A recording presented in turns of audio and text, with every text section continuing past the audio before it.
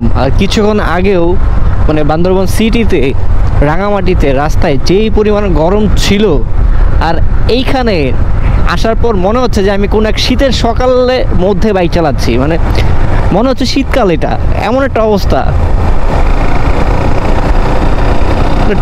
Totally different মানে weather এটা। আর বৃষ্টির পর আকাশের ওয়েদার এত সুন্দর চেঞ্জ হয়ে যায়।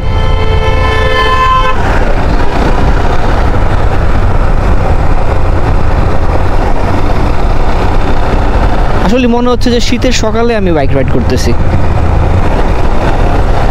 এগুলো এগুলো সব মেঘ, এটা কোনো কুয়াশা না, সব মেঘ।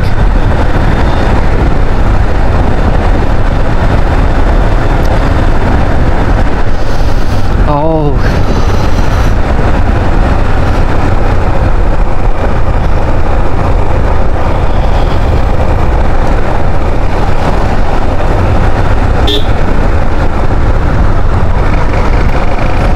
নীলগিরি এখনও মোটামুটি ভালোই, অনেক দূর আমার এখান থেকে, 12 কিলোমিটার প্লাস।